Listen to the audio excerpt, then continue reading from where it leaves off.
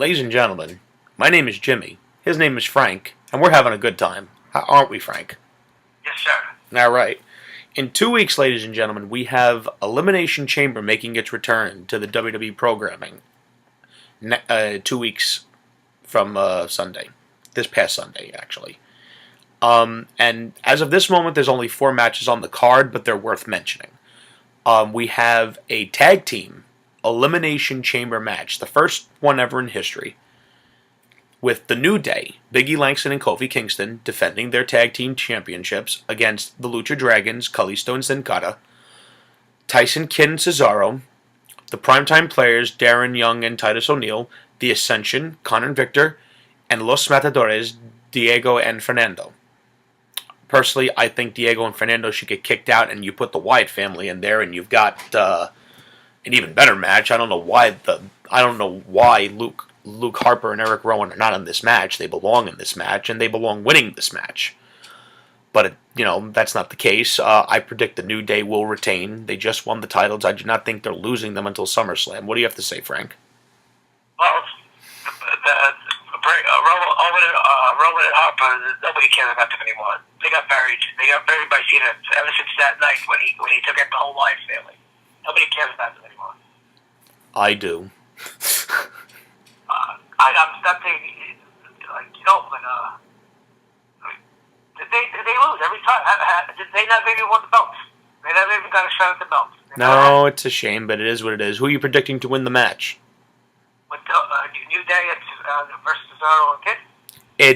It's several teams, Frank. It's a New Day versus... Oh, the Elimination Chamber. I'll say the New Day comes out on top. They're a hot act right now, so they'll continue to... Okay, we also have the Elimination Chamber match for the vacant Intercontinental Championship, since Daniel Bryan, unfortunately, is unable to wrestle. It's going to be Sheamus versus Ryback versus R-Truth versus King Barrett versus Rusev versus Ziggler.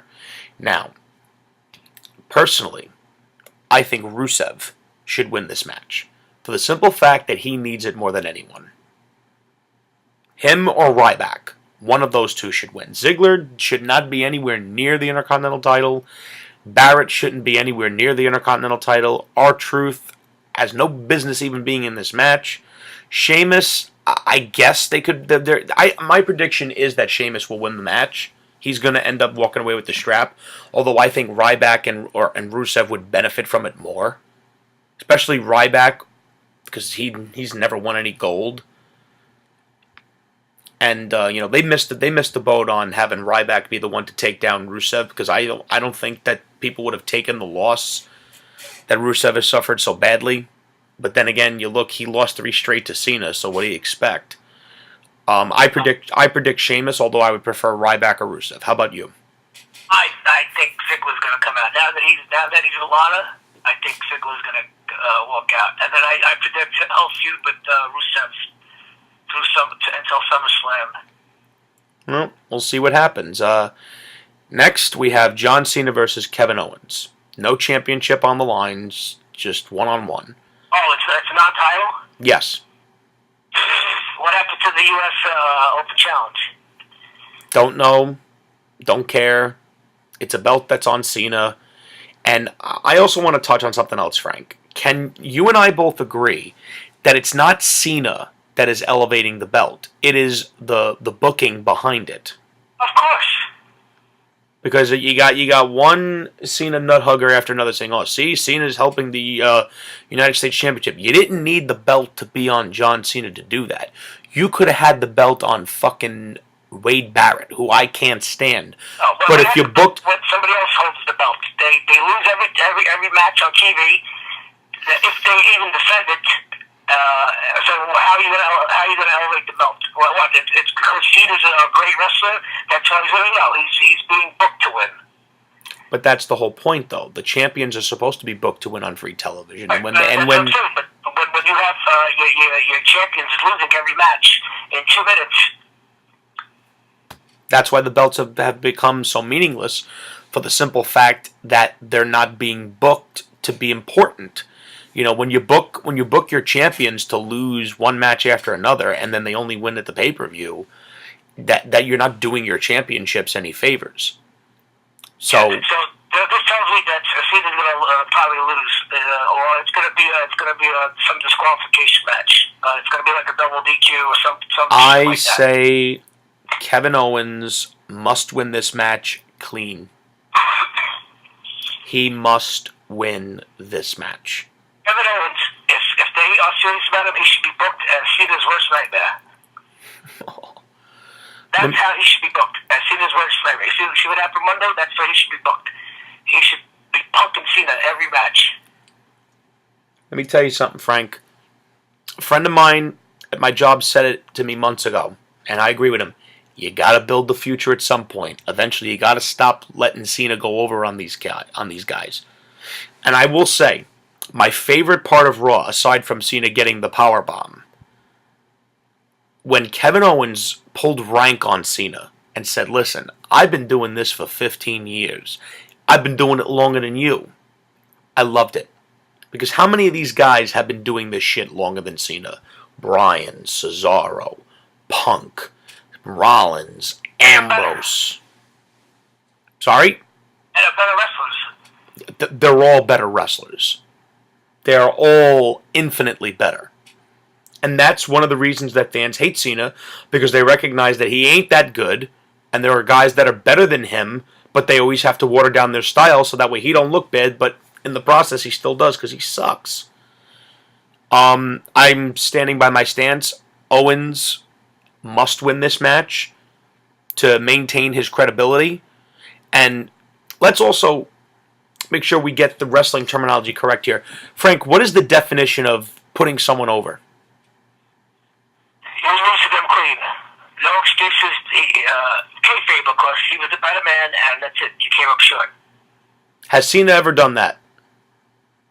I know. I honestly, I don't remember. Except maybe to Brock Lesnar in the squash match. No, the commentary turned around and said, and Cena said, I didn't take him seriously. Now I'm on my game. How does you take Brock Lesnar serious? He said he wasn't.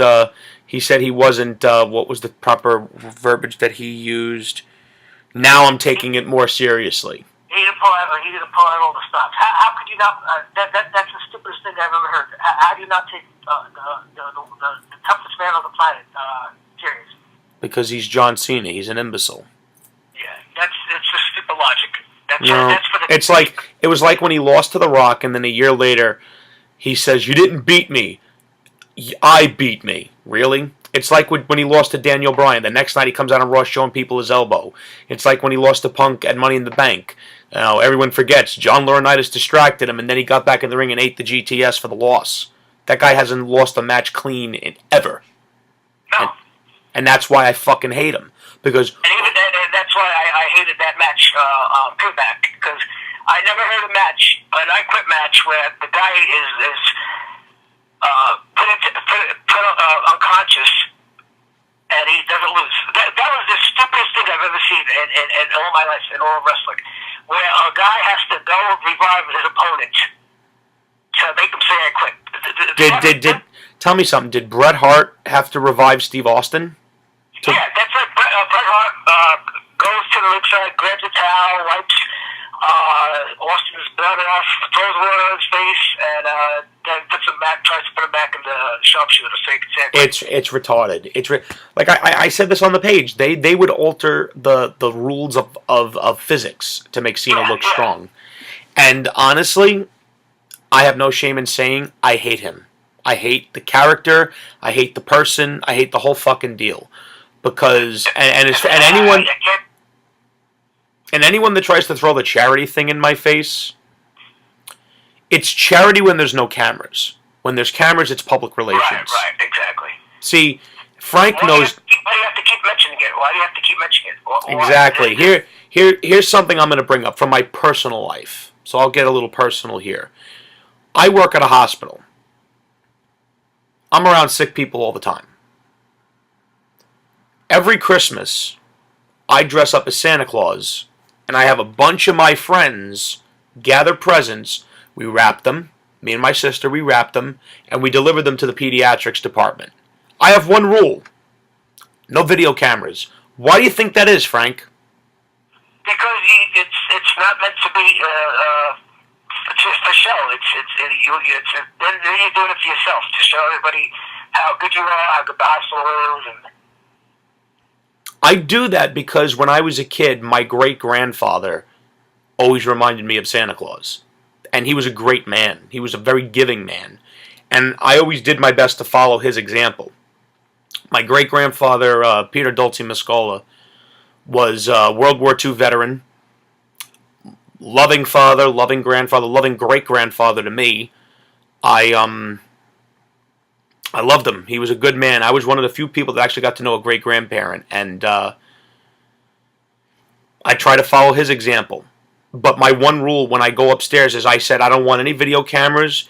If I'm to take any pictures whatsoever, just have it be for the family. And I've had my grandparents say, "Hey, we should get the Advance, the Staten Island Advance." And all. I said, "Absolutely not.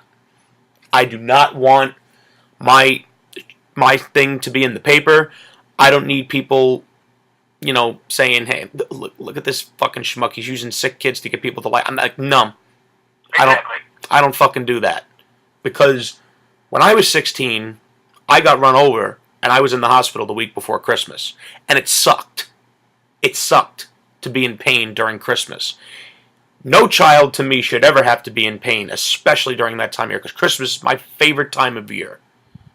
By the time we get to Christmas, our podcast will be going full force, and I'm sure we'll discuss the holidays around that time. But that's one of my biggest gripes when it comes to Cena. If you're really being charitable, tell the fucking cameras to stay home. Save it for make the moment. It's not only him. It's WWE, and that's the way they want to portray him as this hero to the kids and to the troops. And that's why those of us see that and look at him as a phony.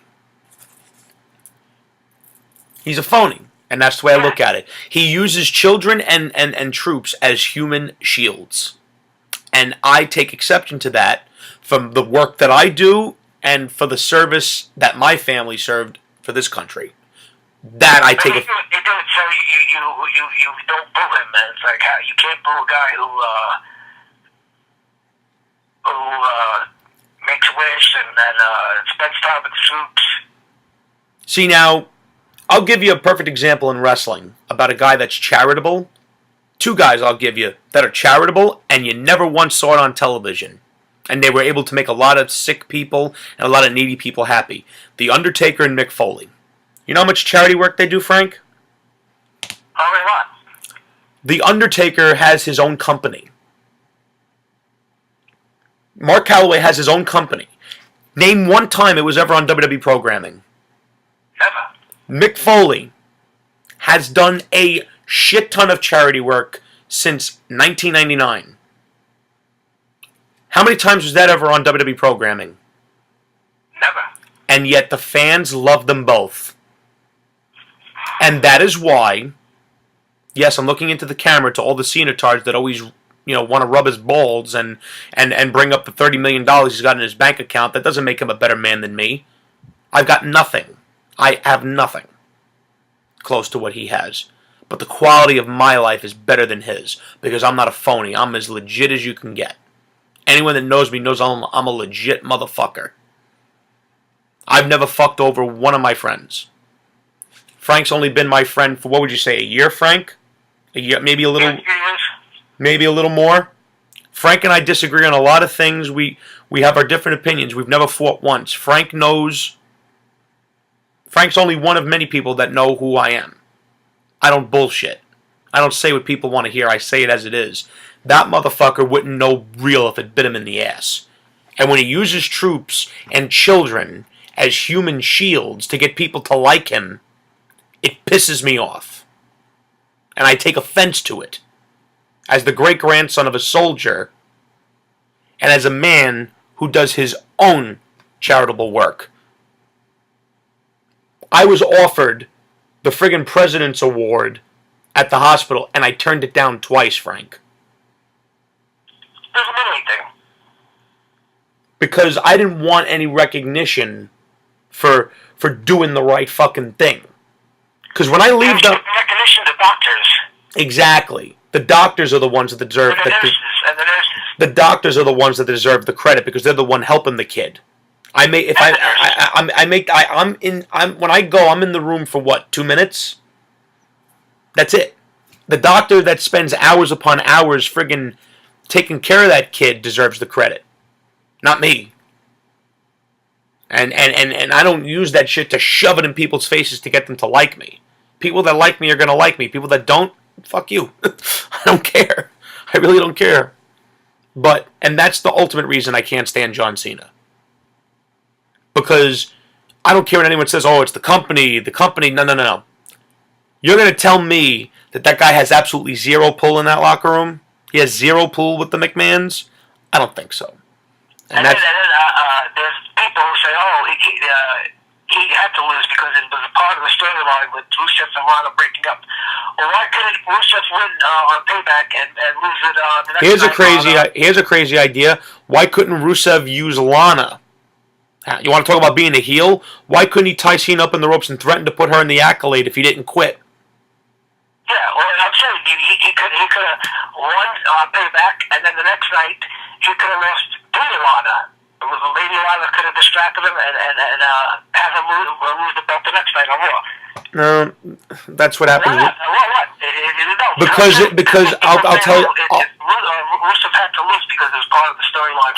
I'll tell you why, Frank. Because in the McMahon's mind, if Cena loses, the kids won't buy his T-shirts.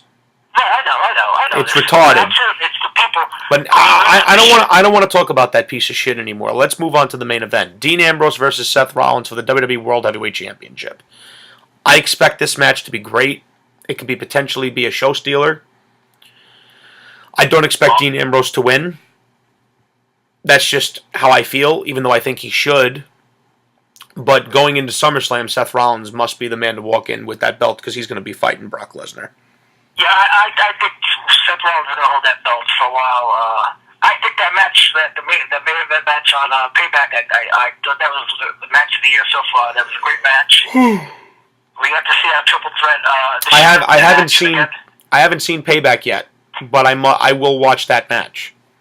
Yeah, that was a great match. They actually teamed up to triple powerbomb. I think it was Orton. Yeah, well, obviously it was Orton because the three guys in the match was. Yeah. So that was good. And when all three of those guys together, it's magic happens. Oh, listen! Anytime you put the Shield members together, it's a good deal. Next, now that that's done, Frank, and we got that out of the way, we have plenty of time to do this. In light of how NXT has taken WWE by storm, what are some matches that you'd like to see featuring these NXT guys when they come to the main roster? Like, are there any particular matches that you'd be interested in seeing? Like, who would you like to see Hideo Itami paired up against? Who would you like to see Sami Zayn paired up against? Or Kevin Owens or Finn Balor or any of these guys? I don't really think the wrestlers in WWE right now, I hold them in such low esteem. I mean, besides Rollins, Ambrose, maybe Reigns, I guess Cena.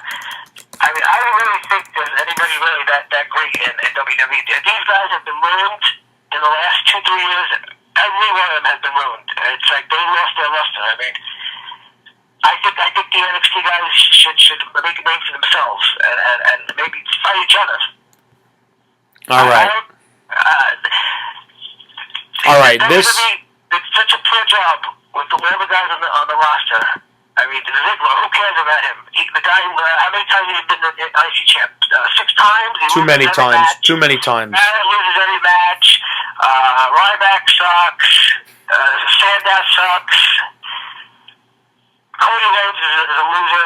He's lost. I mean, come on. It's all in the booking, Frank. It's all in the booking, and that's the problem because the booking doesn't reflect what it should. Now, for me, matches I would like to see, just to throw it out there, I'd like to see Sami Zayn against Bray Wyatt because Sami Zayn's the ultimate hero, and what does Bray Wyatt do? He breaks heroes down. That'd be a great, and plus they're both great workers, so it would be a good match. to me. I agree. I'm saying Bray Wyatt's another guy. Another guy. He's in the trenches, right? He's directionless, but I'm just saying potential matchups that would be good. Like, okay, I would like to see Kenta wrestle Daniel Bryan. They've wrestled each other. Yes, I'm just saying right now, Daniel Bryan's not around. That's a dream match. Obviously, Bryan is on the DL right now, but I'm just saying if and when he comes back, I would love to see him. Any one of those guys is a dream match. You took the words out of my mouth, dude. I actually have my Yes shirt on right now. I miss that guy. The show is lacking without him. Can we agree on that? He's been out so long. It's tough. It's like you don't even miss him. It's like I don't know. A lot of people are happy about that. There's a whole lot of people are happy he's gone. But I mean, he's pretty much been gone for the last year and a half. So let me tell you something. People that are happy that guy's injured need to seriously get a fucking clue and get a life. You don't fucking. It's that moment at WrestleMania. 21, that was it. That was from me. It was all downhill from there. Well, I don't want to get depressed because that shit depresses me. I'd like to see Kevin Owens and Brock Lesnar. You want to talk about two badass motherfuckers just throwing each other around? If they do it right, yeah, sure. But to do it right, you have to build up Kevin Owens as a killer. Can you imagine Kevin Owens powerbombing Brock Lesnar into the apron like he did to Sami Zayn? Holy shit! All right. You can do it, but are they going to build it that way? Of course. It's all, like I said. It's all. He's gonna jump out in 3 minutes to I don't know, Bo Dallas. Another match I'd like to see is I'd like to see Finn Balor face Seth Rollins. Can you imagine the quality of that match? I think that would be a great match. Imagine fucking Dolph Ziggler going one-on-one with Prince Pretty, Tyler Breeze, because they're both great workers. It'd be a good match. They mirror each other in certain aspects. I'd like to see Colin Cassidy and Enzo Amore come with Carmella to Raw because they're like the New Age Outlaws, except better because they can actually work. They're a great tag team. I'd like to see them wrestle any of the tag teams on Raw and SmackDown. I'd like to see them wrestle the Lucha Dragons. It would probably be great quality. I'd like to see them wrestle Kid and Cesaro. Yeah, and it's all the booking, man. It's the way you present them, And now I can actually say I would love to see Samoa Joe choke out John Cena. Oh, you want to talk about seeing me smile, Frank? I would smile bigger than Diamond Dallas Page if Samoa Joe hit the muscle buster on Cena and just choked him out. If he shows any good ability in the ring in the next couple months, he's got to be after SummerSlam. He's got to debut on the main roster. It has to make an impact. A year from now, Joe should be on the main roster. Can we agree? Why? He's experienced. He's wrestled big matches. He's got experience. He's wrestled pay-per-view matches.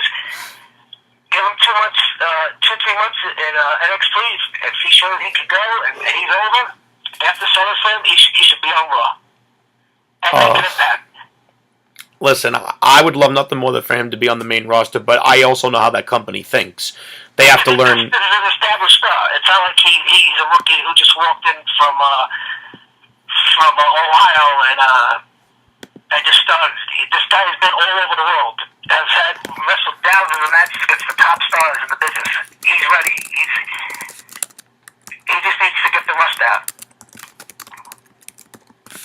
No, Frank, listen, you're not going to get any argument from me. You're not going to get any argument from me. I think Joe should be on that main roster, but at the same time, looking at the guys that he's going to get to work with on NXT, I'm not going to complain about it because I'm happy. Oh yeah, I understand. As a fan, from the fans' perspective, you want to see him go for See, good guys. my mindset is simple. I want to be entertained. And the way I'm entertained is by great wrestling, great storylines, great characters. NXT has that. WWE doesn't. They have great talent. God knows they got the talent. You got Bray Wyatt, you got Dean Ambrose, you got Seth Rollins, you got But even with great talent, if you gotta book them as losers who job out in 2 minutes every Monday night, perception's reality. And guys, as much as Frank and I don't like to end shows on a sour note, but we're kind of don't have a choice. Unfortunately, today is 4 years that we lost the Macho Man Randy Savage. And for me personally, that's tough. Because Macho Man's the one that got me into wrestling. The first thing I ever saw having to do with wrestling was the Macho Man versus Ricky Steamboat.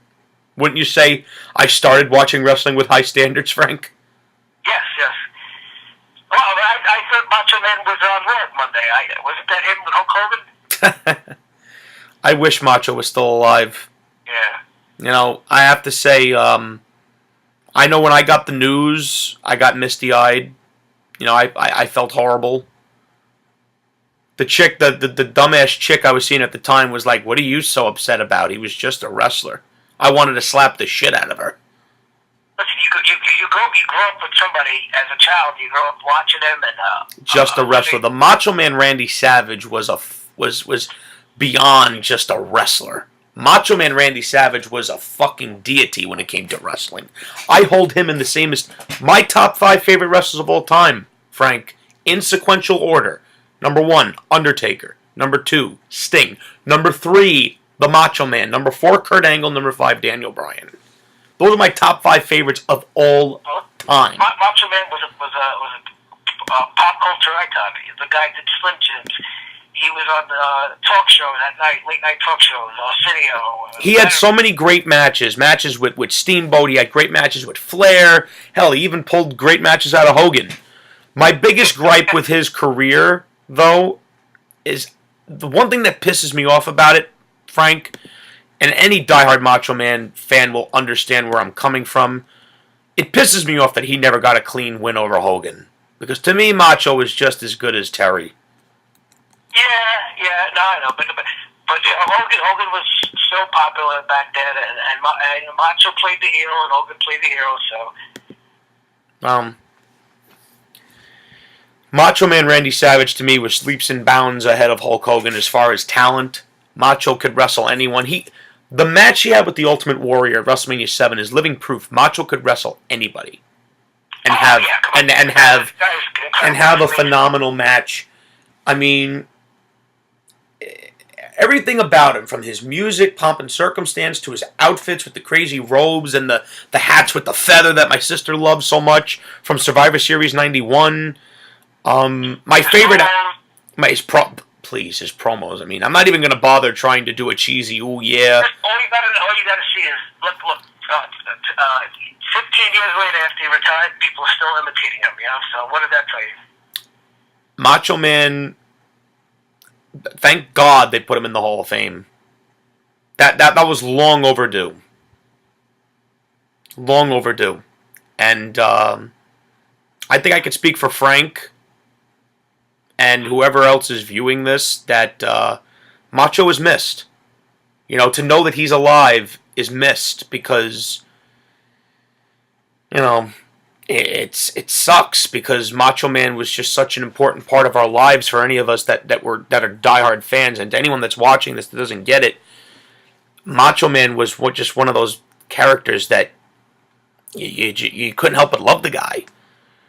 Whether he was holding the cream in his hand, talking about being the cream of the crop, or whether he had a trash can in his hand saying that you're nothing but garbage, Macho was, in every sense of the word, Macho was an all-time great. And his Slim Jim commercials were classic. Anything he did was classic because he was the Macho Man. That guy, he did with so few, they became bigger than life. Not larger than life, but the characters jumped. Oh, absolutely. Macho They was became pop culture. Macho. Guys like Hulk Hogan, Macho Man, Stone Cold, The Rock. He became one of those names that if you're a fan of this business, you never forget. And ladies and gentlemen, Frank and I are going to end the show on this note that I think I can speak for us when I say we love the Macho Man. He was great. He was one of the greats. And Mach, you were great, bro. And thank you so much for entertaining all of us for as long as you did. We love you. We'll never forget you. Space is the place.